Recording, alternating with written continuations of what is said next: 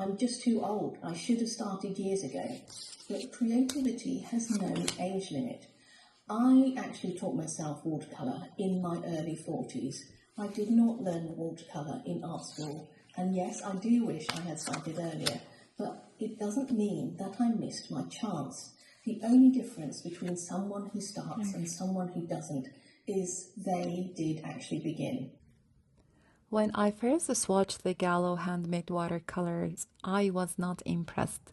The colors appeared much paler than expected and didn't match the swatches they sent, which looked vibrant and rich. I'm not sure if their swatches were hand-painted or just printed, but the difference was noticeable.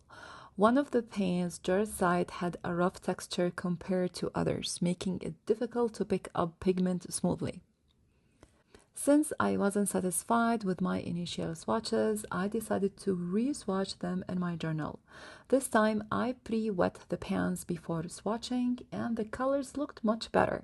However, I noticed that these paints require a lot of water to activate and reach their deepest shades.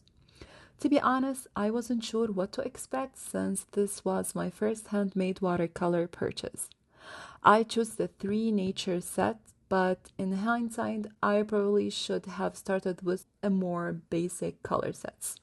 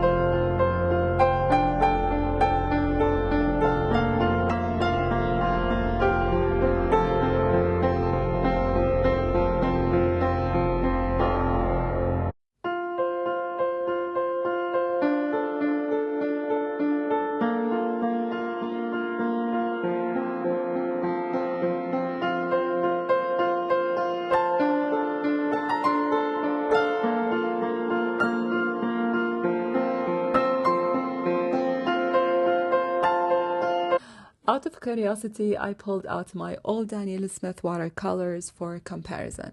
Without even pre-wetting the pans, just using a damp brush, the color instantly came to life.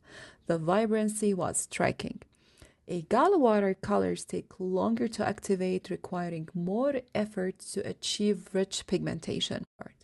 In contrast, Daniel Smith watercolors re-wet quickly and provide strong color payoff with minimal effort.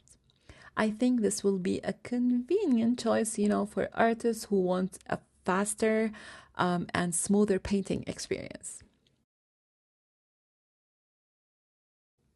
For my painting, I used this classic cozy kitchen stamp from Picket Fence. To get a crisp impression, I stamp it with my Misty tool and use Altenew Obsidian Black ink since it's a waterproof. One challenge I faced with A Gallo paints was that they do not always mix as smoothly as other brands.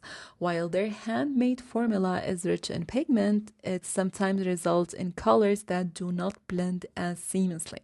Some colors tend to separate rather than merging smoothly.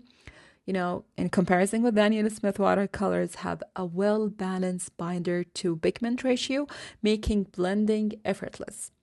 When mixing color, Daniel Smith creates a smoother gradients and more natural transition, where A Gallo requires more effort to achieve soft, fluid blends. I think this is a drawback for artists who rely heavily, on layering and smooth color transitions. To finish the piece, I added a highlights and shadow with color pencil for extra depth. I then turned it into a 7 size card using the Waffle Flower A7 rectangle die to cut the panel. For the sentiment, I originally die cut words Happy Eid, but I didn't like how it looked, so I ended up stamping Happy instead. As a final touch, I used Schmincke Silver Iridescence watercolor and add a solid shimmer. Thanks for watching, and I will see you next time.